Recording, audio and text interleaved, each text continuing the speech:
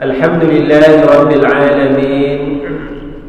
Allahumma salli ala Sayyidina Muhammad wa ala alihi wa sahbihi ajma'in. Subhanaka la ilma lana illa ma 'allamtana innaka antal alimul hakim. Rabbi shrah li sadri wa yassir li amri wahlul 'uqdatam min lisani yafqahu qawli, amma ba'd. Yang hormati Imam Bilal dan kuasa masjid, sidang jemaah, moga-moga kita dirahmati Allah Subhanahu wa taala.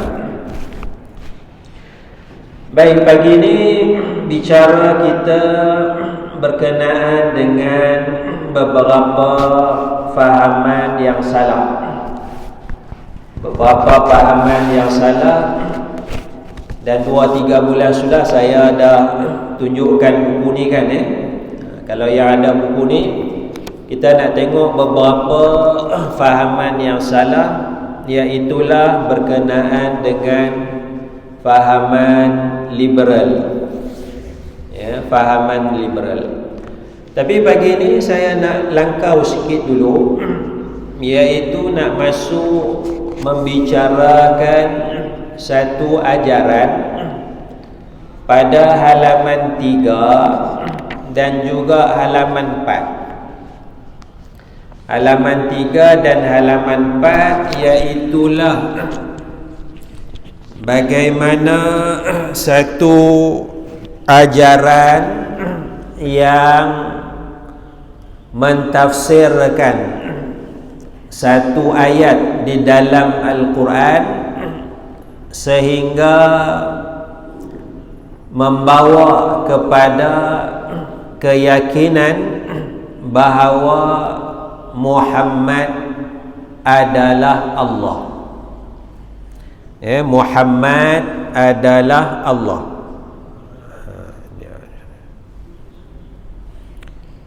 Yang ni yang mana? Tak ada, ini tak ada. Ini tak ada. Yang mana? Yang ni? Tak ada. Baju. Ni. Muhammad adalah Allah, iaitu tafsir. Tak boleh padam lah. Tak boleh padam.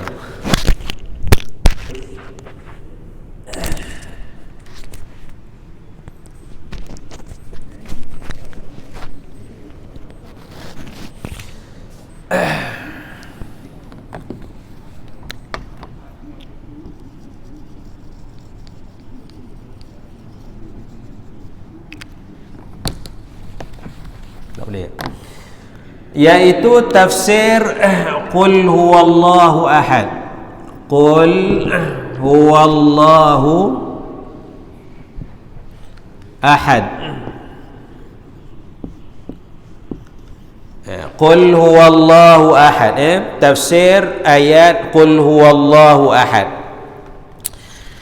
Selepas kewafatan Nabi sallallahu alaihi wasallam, penjelmaan Allah berlaku dalam diri insan yang lain. Akhirnya timbul pendapat yang menyatakan bahawa tidak salah untuk berdoa meminta sesuatu kepada Nabi sallallahu alaihi wasallam atau berdoa kepada makhluk.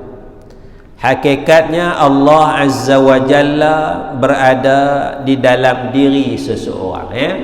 Ini antara bentuk fahaman yang salah, bentuk fahaman yang salah, yang sesat, bahkan boleh membawa kepada kufur kepada Allah Subhanahu wa taala.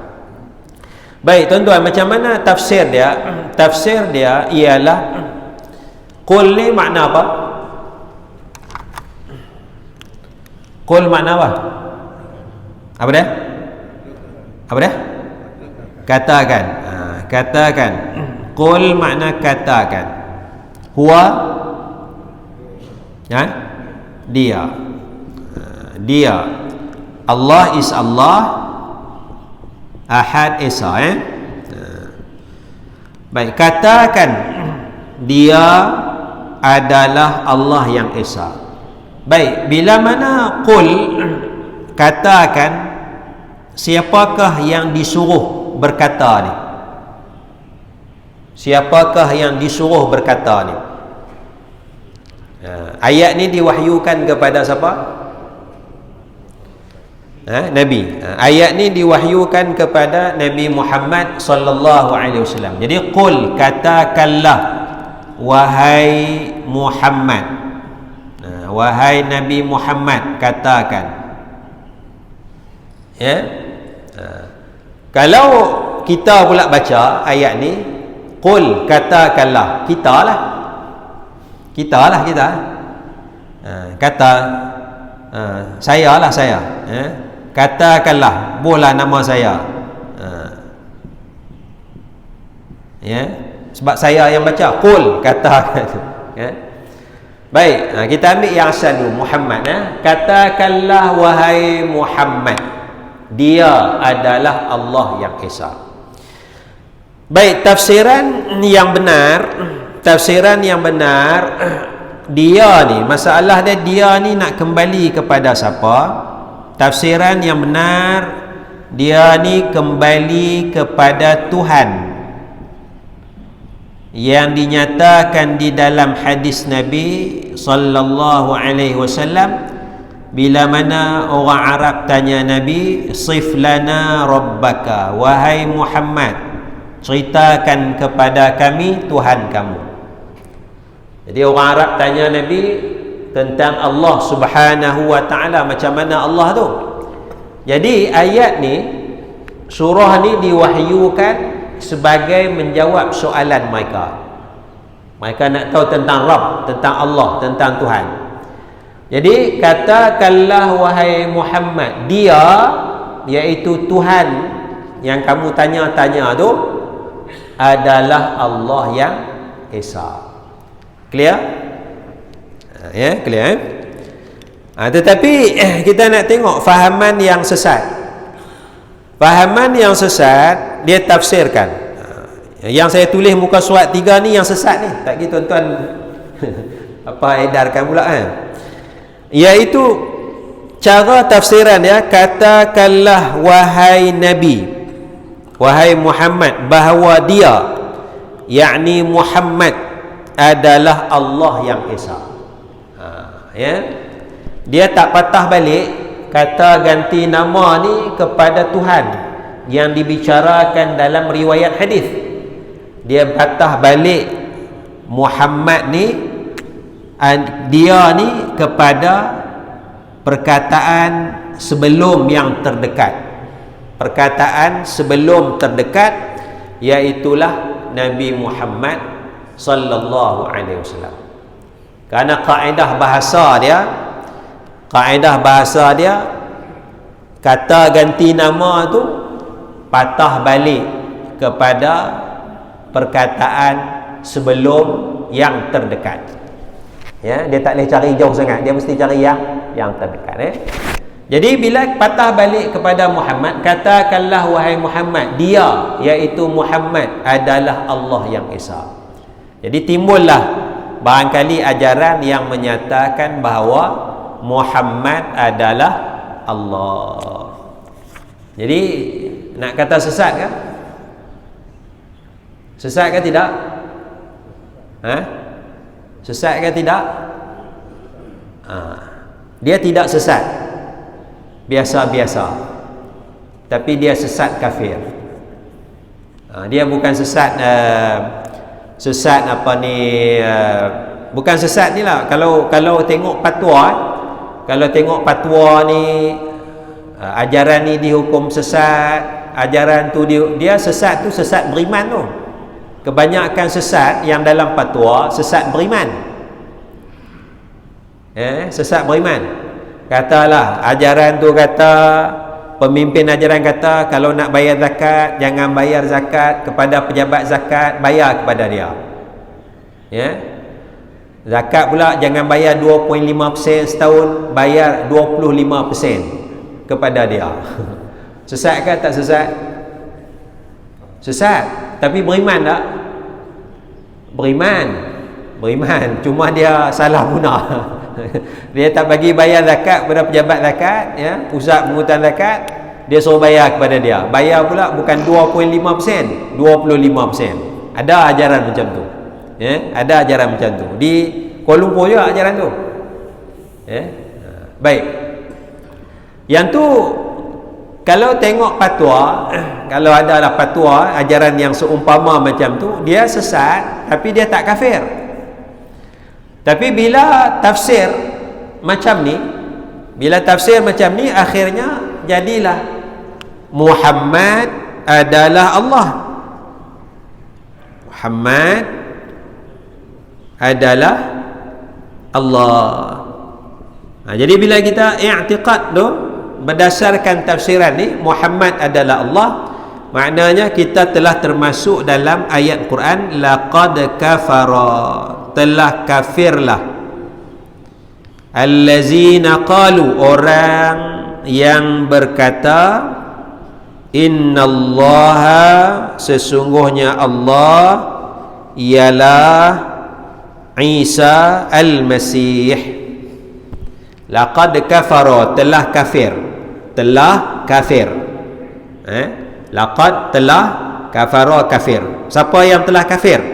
Orang yang berkata sesungguhnya Allah ialah Isa. Jadi bila kata Allah adalah Isa, Isa itu adalah Allah, kafir. Jadi sama tak? Muhammad adalah Allah, Allah adalah Muhammad. Sama tak? Sama ke tak sama? Sama lah kan? Menisbahkan ketuhanan kepada makhluk.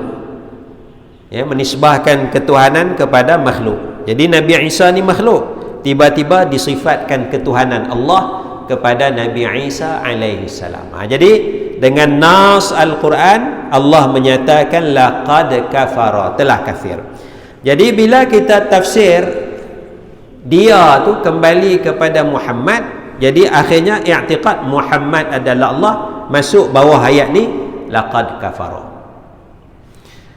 Kemudian pula kalau kita baca, bubuhlah pula, dah Nabi Muhammad dah tak ada dah, kita pula baca, bubuh nama kita, qul, katakanlah, katakanlah, Haji Wan, dia, yakni Haji Wan adalah Allah yang Esa. Dia timbul ajaran macam tu. Jadi dia nak angkat Allah berada dalam diri dia, Allah masuk dalam diri dia, ya.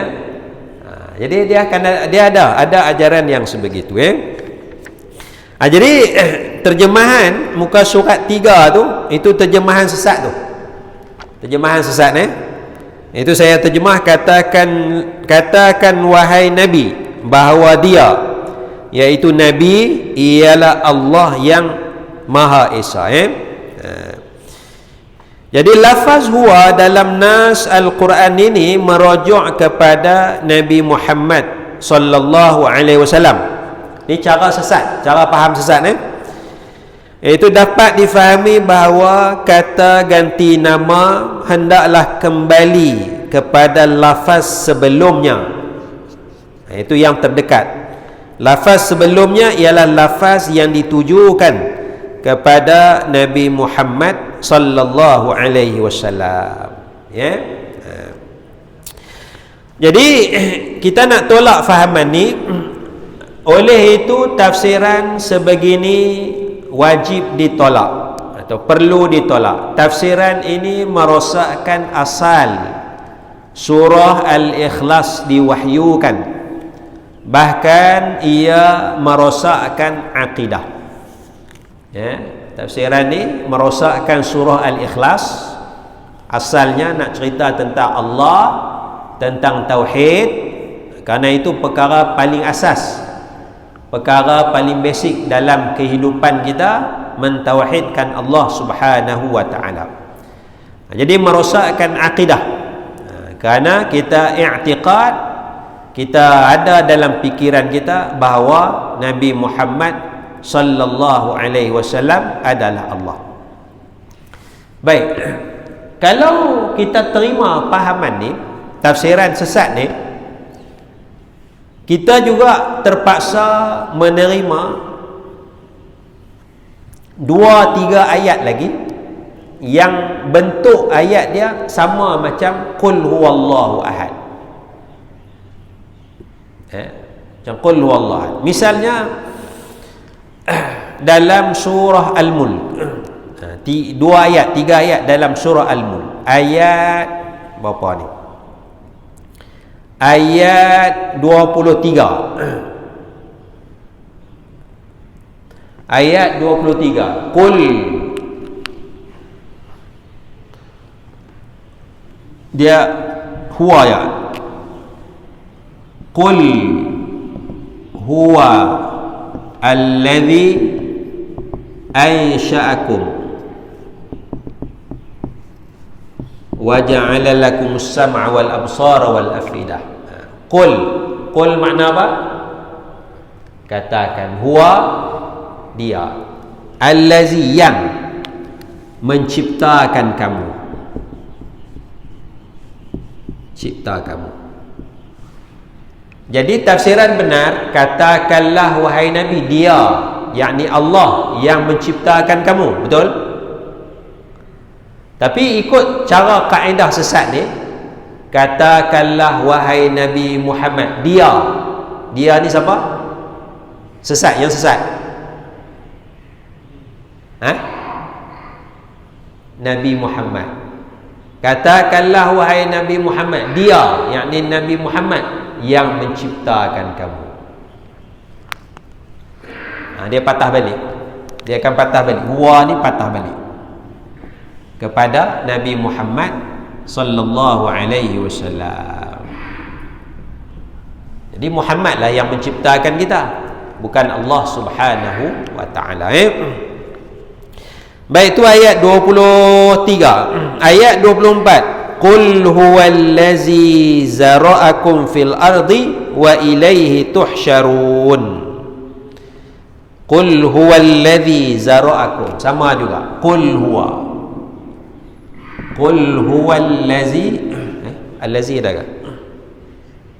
Qul huwallazi zara'akum, qul huwallazi zara'akum fil ardi wa ilaihi tuhsyarun.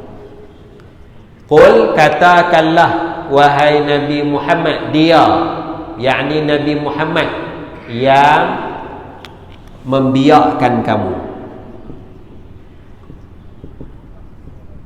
membiakkan kamu, yang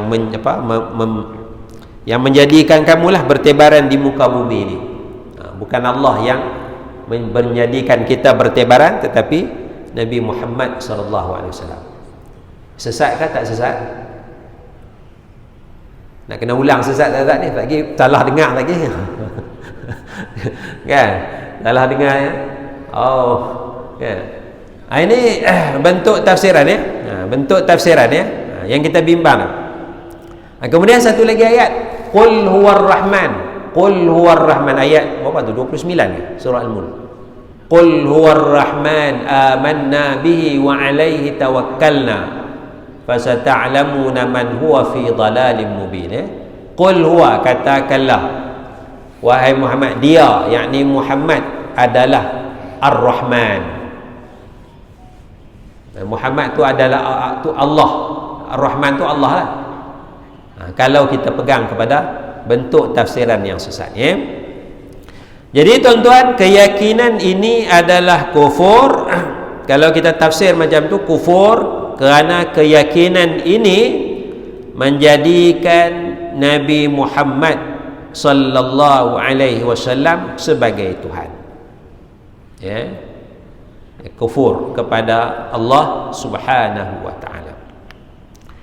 Tetapi dia punya konsep kata ganti nama mesti balik kepada sebelum terdekat. Ya. Kata ganti nama mesti balik kepada sebelum terdekat. Katalah kita buat ayat, kita pinjam untuk imam lah. Tu imam suka makan capati, ia sedap. Mana kata ganti nama?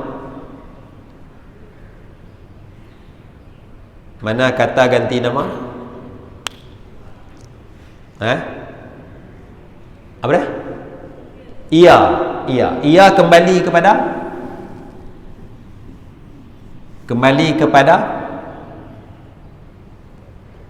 capati.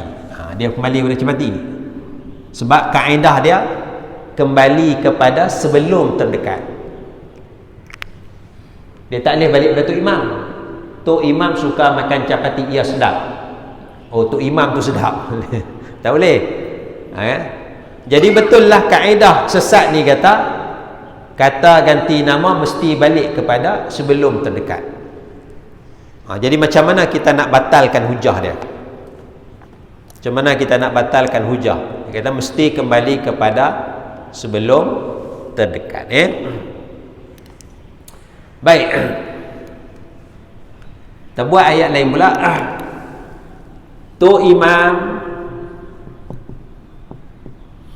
suka makan capati di simpang 3, gerai sebelah, ni ayat untuk orang lelaki sebelah gerai janda, ia sedap. Mana kata ganti nama? Mana kata ganti nama? Tak berani jawab. Tak berani jawab. Mana kata ganti nama?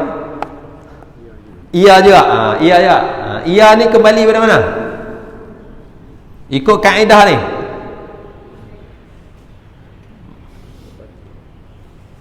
Jauh sangat. Ikut kaedah sesat ni. Janda.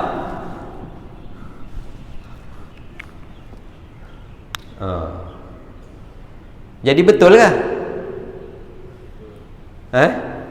Tak betul. Tak betul. Tak betul. Yang betulnya kembali kepada, nampak tak ni? Ayat nampak tak? Tak nampak? Tak nampak? Antum tak boleh jawab. Budak kelas belakang. Kembali pada mana ni? Capati, tapi jauh. Pusing jauh ni. Macam balik pada capati. Jadi samalah macam ayat ni. Dia ni contoh ayat nak batalkan hujah ni. Hujah ni berpendapat kata ganti nama mesti kembali sebelum terdekat. Dia tak mau balik pada jauh ni. Jadi kita buat ayat bodoh-bodoh. Saya suka makan capati di simpang, Tok Imam suka makan capati simpang 3, gerai sebelah gerai janda, ia sedap. Kalau ikut kaedah sesat ni, balik kepada janda. Tapi bukan, ayat ni bukan nak cerita tu. Ayat ni nak cerita capati. Jadi balik kepada capati walaupun jauh. Kerana apa? Konteks ayat. Konteks. Jadi sama juga dia ni, dia tak boleh balik kepada Nabi Muhammad. Kerana konteks ayat nak cerita pasal Allah. Konteks ayat nak cerita pasal Tuhan. Baik, itu salah satu cara lah. Kita nak faham bahawa bentuk pentafsiran yang kembali kepada kata ganti nama yang kembali kepada Nabi Muhammad itu adalah salah. Salah. Dan kalau kita tak kata salah, kita i'tiqad macam tu Muhammad adalah Allah, maka dia adalah sesat dan kafir. Kemudian ada tafsiran bahawa perlu ditakdirkan satu ayat berbunyi. Ada fahaman ni dia tak mau kalah juga. Dia kata tak, mesti kembali juga kepada Nabi Muhammad, kata ganti nama tu. Tapi dia tafsirkan begini. Katakan wahai Nabi bahawa dia Nabi, dia andaikan ialah manusia sempurna. Dia koma kat situ. Allah adalah Isa. Dia koma macam tu. Dia nak patah balik juga, kata ganti nama ni kepada Nabi Muhammad. Maka dia pun buat, katakanlah wahai Muhammad, dia yakni Muhammad adalah manusia sempurna. Manusia sempurna. Lepas tu dia koma sini, Allah adalah Isa. Dia pisahkan. Ya. Katakanlah wahai Muhammad, dia yakni Muhammad, dia takdirkan satu ungkapan manusia sempurna, dia koma kat situ, Allah adalah Isa. Jadi kalau macam tu, dia tidaklah kafir, pasal dia tak kata Allah Muhammad Allah. Dia kata Allah Allah juga, Allah Isa. Muhammad tu manusia sempurna, ya. Itu tidak menjadikan kufur. Tetapi takdir ungkapan manusia sempurna merupakan sesuatu yang tidak dibicarakan dalam ayat ini. Ayat ini bukan nak bicara macam tu, ya. Takdir ini, takdir ungkapan ini adalah tidak perlu, tidak harus, dan tidak wajar.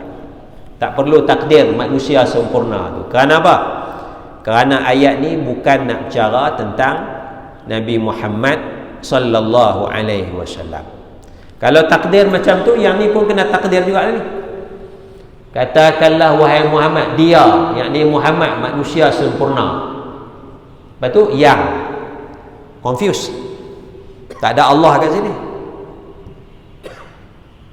kan? Katakanlah wahai Muhammad, dia yakni Muhammad manusia sempurna, yang membiarkan. Jadi maknanya Muhammad jugalah yang menciptakan manusia, bukan Allah. Pasal Allah tak ada di sini. Jadi tak boleh, tafsir macam tu tak boleh, tidak perlu. Takdir ungkapan itu tidak perlu, tidak harus, dan tidak wajar.